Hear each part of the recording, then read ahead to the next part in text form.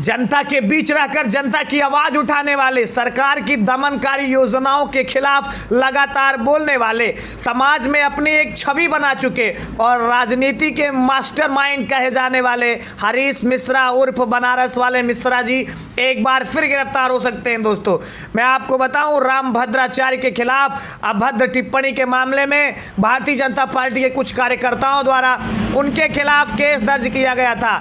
इसके बाद 3 दिन वो गिरफ्तार थे। 3 दिन गिरफ्तारी के बाद सेशन कोर्ट ने उनको बेल दिया। बेल के बाद अभी 1 हफ्ते भी नहीं बीते कि एक बार फिर से उनकी बेल को निरस्त कर दिया गया है।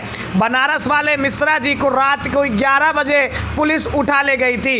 151 के तहत उनके खिलाफ मुकदमा दर्ज किया गया। शनिवार को उठाया गया, चूंकि रविवार को कोर्ट बंद रहता है, इसीलिए जो उनकी सुनवाई सोमवार को हुई और वो जो है रिहा मंगलवार को हुए थे।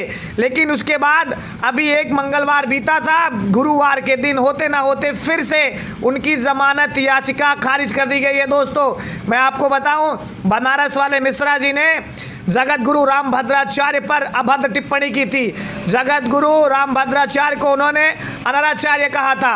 अब आप ये जानना चाहेंगे कि उन्होंने आखिर कहा क्यों था, तो मैं आपको बताऊं, रामभद्राचार्य जी ने ब्राह्मणों के उपाध्याय, दीक्षित, त्रिगुणाई, द्विवेदी और चौबे जैसे ब्राह्मणों को नीच कहा था। इस पर बनारस वाले मिश्रा जी ने अपनी प्रतिक्रिया जाहिर की थी, जिसके बाद उनके खिलाफ मुकदमा दर्ज किया गया। 3 दिन जेल में थे, उसके बाद छूटे। उनके पास पिछड़ा दलित का काफ़ी ज़्यादा सहयोग है, साथ ही साथ उनके काफ़ी ज़्यादा समर्थक हैं जो लगातार सोशल मीडिया पर उनसे जुड़े रहते हैं। वो अपनी बातों को मुखरता के साथ और बड़ी ही बेबाकी अंदाज में रखते हैं। यही कारण रहा कि जैसे ही बनारस वाले मिश्रा जी जेल में जाते हैं, उसके बाद उत्तर प्रदेश के सबसे बड़े विपक्षी दल समाजवादी पार्टी के मुखिया अखिलेश यादव ने आवाज़ उठाई, उन्होंने संज्ञान में लिया और उसके बाद उनको जो है जमानत मिली। इसके बाद अखिलेश यादव से मिलने अखिलेश यादव के बुलावे पर हरीश चंद्र मिश्रा उर्फ बनारस वाले मिश्रा जी जाते हैं। फिर दोनों की बातें जो है होती हैं। उसके बाद बनारस वाले मिश्रा जी समाजवादी पार्टी ज्वाइन कर लेते हैं। समाजवादी पार्टी ज्वाइन करने के 3 दिन बाद ही बनारस वाले मिश्रा की जो है जमानत याचिका खारिज कर दी गई है। बनारस वाले मिश्रा जी से बातचीत के दौरान पता चला है कि अब उनके जो अधिवक्ता हैं वो हाई कोर्ट में जाएंगे और वहां से जो है जमानत की अर्जी लगाएंगे। लेकिन इन सभी के बीच जो खबर निकल कर आ रही है कि बनारस वाले मिश्रा जी फिर भी किसी समय गिरफ्तार हो सकते हैं, क्योंकि उनकी जमानत याचिका खारिज कर दी गई है। उनसे ये पूछा गया कि क्या आप भयभीत हैं, तो उन्होंने निर्भीकता के साथ एक बार फिर से भारतीय जनता पार्टी को आड़े हाथों लिया है। उन्होंने कहा है, सरकार की दमनकारी योजनाओं के साथ सरकार का दमन हम झेल रहे हैं। सिर्फ बोलने से या कहने से कुछ नहीं होने वाला। अगर कोई ये कहता है कि सरकार दमन नहीं करती है, तो मेरी जगह उसको रख कर इतनी यातनाएं उसको दिया जाए, देखते हैं क्या करते हैं। उसके बाद उन्होंने कहा है कि हमारे साथ उत्तर प्रदेश की पूरी जनता है। उत्तर प्रदेश की जनता देख रही है, योगी राज नहीं बल्कि ये पुलिस का गुंडा राज है।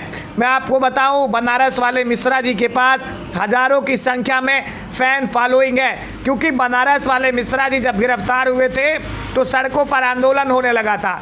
सड़कों पर उनके जो समर्थक हैं वो उतर आए थे।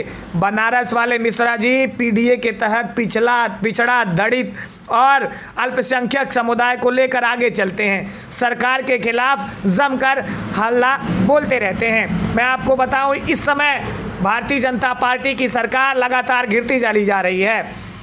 लगातार जो भारतीय जनता पार्टी के खिलाफ आवाज़ उठाता है या जो उनसे जुड़े हुए व्यक्ति हैं उनके खिलाफ आवाज़ उठाता है, कहीं ना कहीं उसे जेल में डाल दिया जाता है। मैं आपको बताऊं, उन्होंने कहा है कि उत्तर प्रदेश की जनता की ज़रूरत है, ये देखने की ज़रूरत है। जो लोग ये कहते हैं कि ब्राह्मण और ठाकुरों की पार्टी है भारतीय जनता पार्टी, तो उन्हें मैं बताऊं, बीजेपी किसी की पार्टी नहीं है, बीजेपी अपने भले की पार्टी है।